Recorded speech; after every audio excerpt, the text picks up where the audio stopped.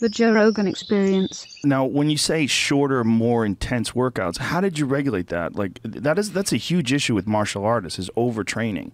They want to do more work than everybody else. They want to work harder than everybody else, and they wind up breaking their body down and showing up for the fight exhausted.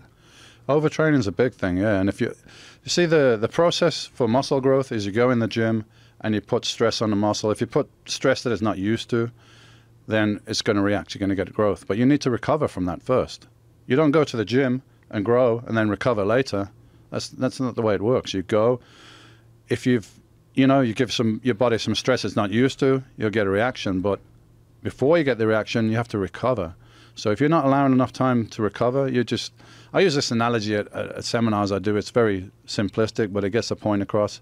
If you get a bit of sandpaper and you rub it across the palm of your hand and it's kind of bloody, if you leave it and let it heal up, what's going to happen? The skin's going to develop back a little bit stronger, a little bit thicker than before because it wants to protect against that stress.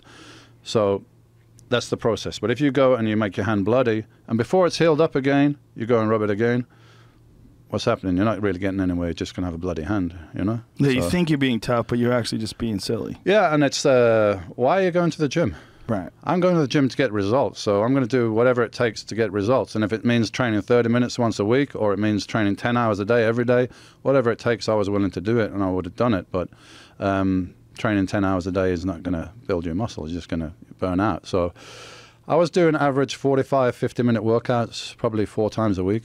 Really? That's it? Wow, that was it. That's that was incredible. It. And everybody says, oh, that's it. Well, I write on a piece of paper, what the fuck is that? That's nothing, man. I'm like, okay, but come and do it. Come and do it and tell me if you want to do more when we're finished. Nobody has ever said, oh, please come and do some more. They're like, no, that's it. That's enough.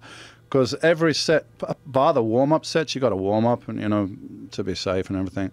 But the real sets, I call them, we're going to go to absolute failure and even beyond with force reps, with assistance reps, maybe extra negative reps, which is something that most people neglect when they lift weights. They think, I've lifted it.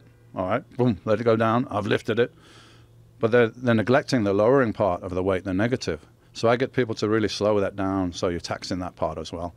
And even at the end of the set, on some exercises with machines where it's practical, so you can't curl anymore physically on the positive, on the contraction, but your strength on the lowering is greater. So if you did curls and you failed, I could lift the weight to the top for you, and you could lower it down for probably another 3 reps. So if you'd just gone to failure here, you wouldn't have exhausted the negative part of the rep. So my thing is exhaust everything. It's totally fucked. You can't lift, you can't lower it, you can't lift it. It's total failure. If you do that once on an exercise, then time to move on, do another exercise. How did you develop your protocol? Just trial and error? Trial and error, and I didn't invent this system of training. As I said, people there before me, Arthur Jones, Mike Menser, I just took what they did and refined it a little bit more for a competitive bodybuilder, because Arthur Jones wasn't a competitive bodybuilder. People he trained weren't. So his routines were even briefer than mine.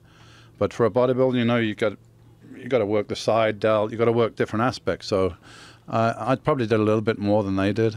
So I adapted it to myself and my needs.